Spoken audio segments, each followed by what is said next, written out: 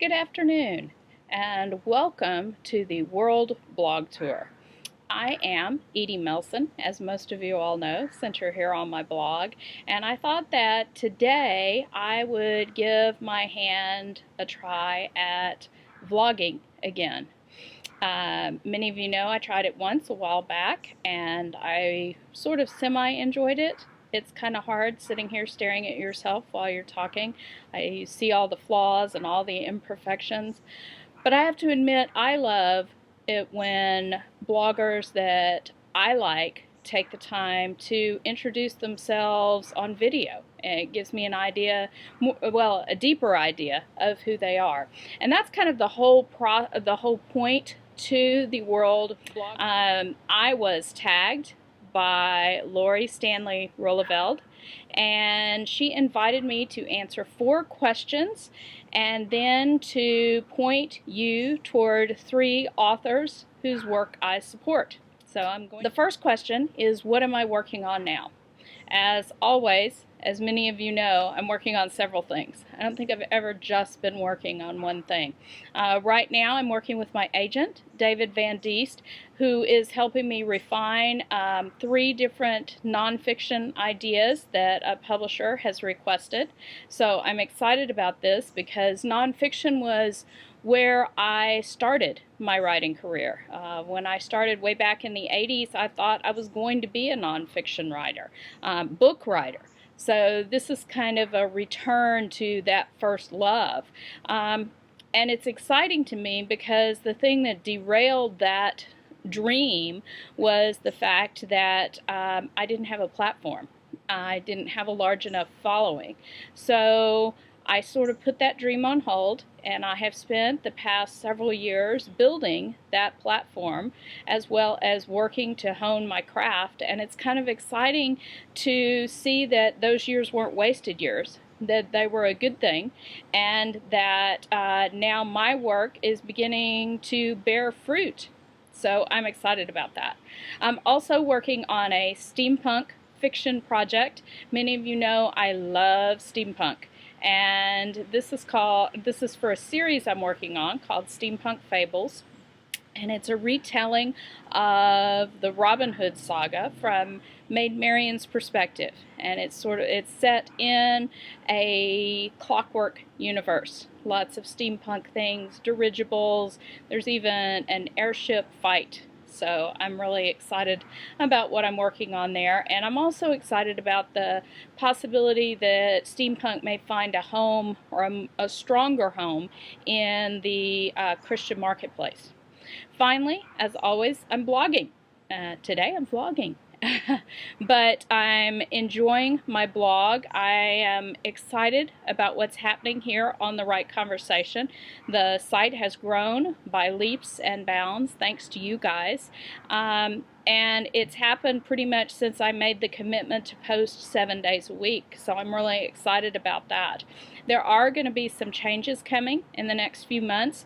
We're going to be adding some bloggers to the site, and I'm very excited to see your reaction to them and their reaction to you. I think you're going to be really excited at some of the fresh new voices that you're going to be introduced to here on this site.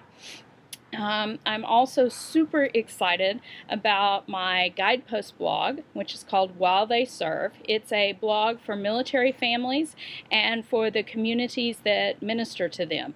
As you know, being a military mom, military families and ministering to them has a soft spot in my heart, and I'm very excited to get a chance to serve this community and give them a place to gather, and also to introduce the communities that they live in to ways that they can minister to these families.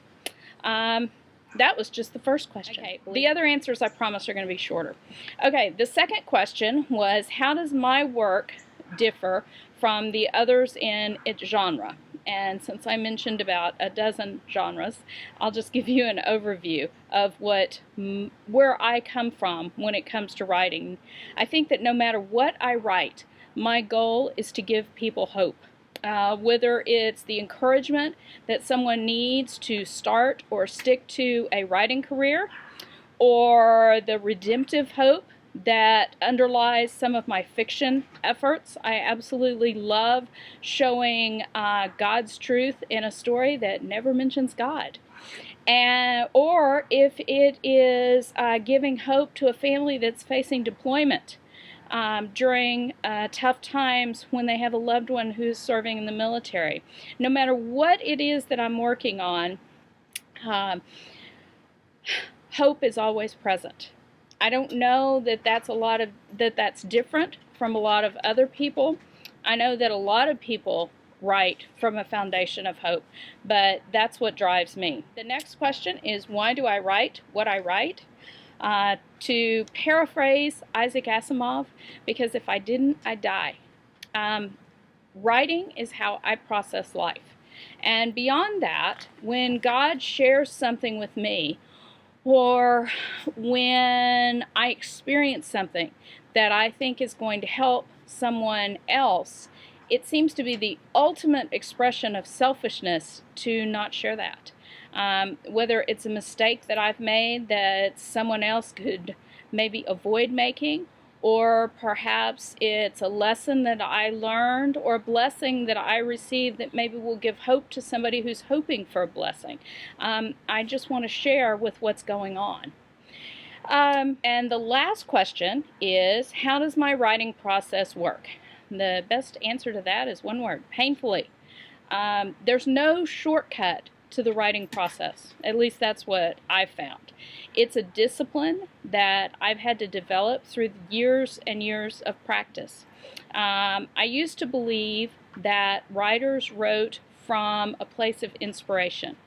And I think that inspiration helps us choose this writing path and maybe get started on the journey.